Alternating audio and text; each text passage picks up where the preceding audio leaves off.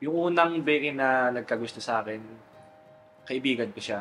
Siyempre, ganun talaga kapag wala ka pang karanasan. Una, matatakot ka sa body kasi parang hindi mo alam kung anong gagawin sa'yo. O, hindi ka lalaki kapag hindi ka duman sa bakla.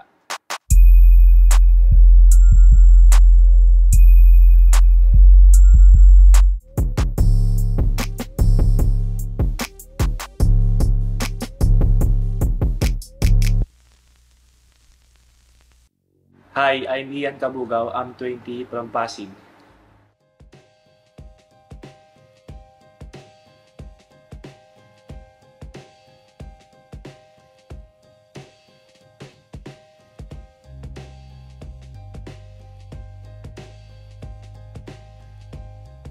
Kasi para sa akin, hindi pa ako sexy. May hinahanap pa ako sa katawan ko. Kaya todo gym ako. Gusto ko magpa-bulky, pero marami nagsasabi na hindi sa akin bagay yung bulky kasi maliit daw yung mukha ko. Yung mga bading, sinasabi nila sa akin, syempre, alam mo naman yung ibang bading dyan, ng habol. Sinasabi nila sa akin, sexy daw ng dito sa waistline ko para daw ako babae. Tapos kapag nakabikini daw ako, tapos bumubukol. Ayun daw yung sexiest way ko. Pero para sa akin, hindi pa ako sexy. Kulang pa.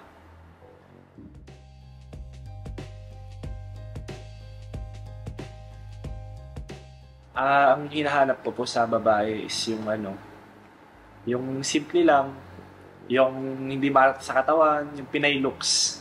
Doon yung mga gusto ko po. Hindi ako mahilig sa yung maraming borloloy, maputi. Gusto ko yung morena. Pinay tayo eh. Una ko na in love, 18 years old ako noon, grade 7 ako.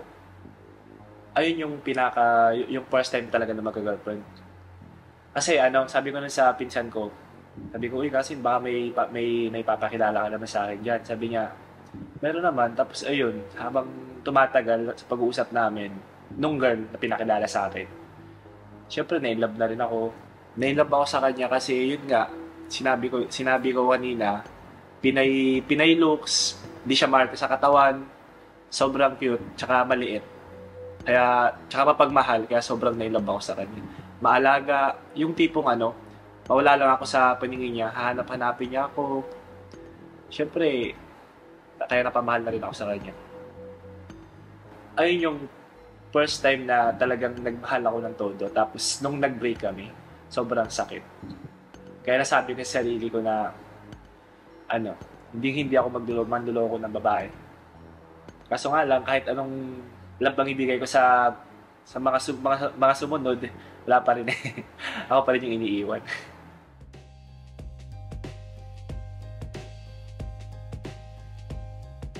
Kasi lahat ng nakakarelasyon kong babae, ang higpit ng parents nila.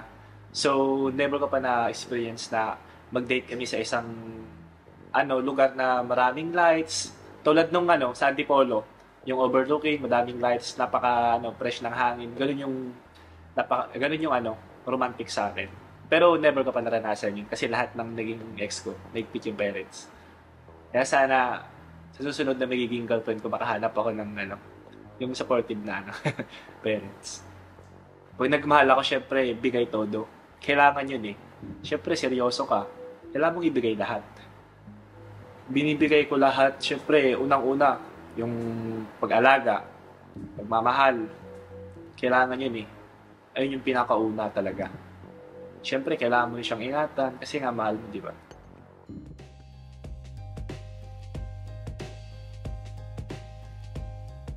Yung unang Becky na nagkagusto sa akin, kaibigan ko siya. Sa probinsya. Parang sinabi niya sa akin na sabi niya, alam mo, Ian, gusto kita.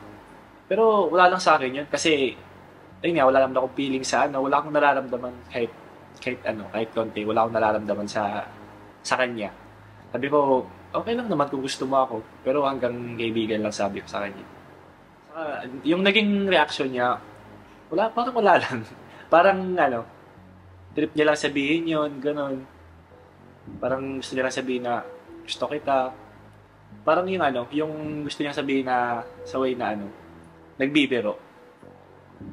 Pero alam ko naman talaga na gusto niya ako. paulit-ulit yung sinasabi sa akin, pero dead ma lang ako kasi nga kaibigan lang talaga. Pero nung una, hindi ko siya friend. Parang nakita niya lang ako sa isang sayawan, tapos lumapit siya sa akin. Eh, syempre, wala pa akong karanasan sa ano, wala pa akong karanasan nun. Tapos lumapit siya sa akin, natatakot ako. Kasi, syempre, ganun talaga kapag wala ka pang karanasan nun. Una, matatakot ka sa bading kasi parang di mo alam kung anong gagawin sa'yo. Lumapit siya sa akin, mabait naman. Tapos after nun, mga 1 week, ayun, naging close ko siya. Kasi palagi niya akong sinasamahan.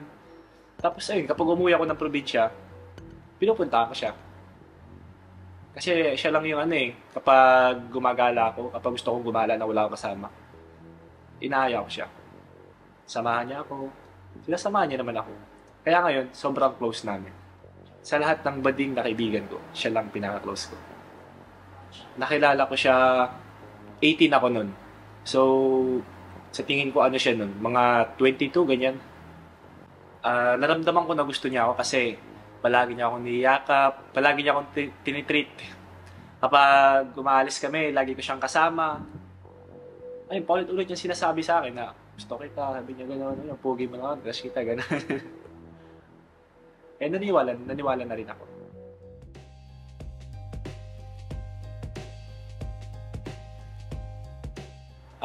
Pangarap ko talaga sa buhay, pinaka-pangarap ko is pumasok sa showbiz. Kaso nga lang, wala pang ABS eh. Inaantay ko bukas yung ABS para makapag-audition ako sa PBB. Kaso wala pa rin.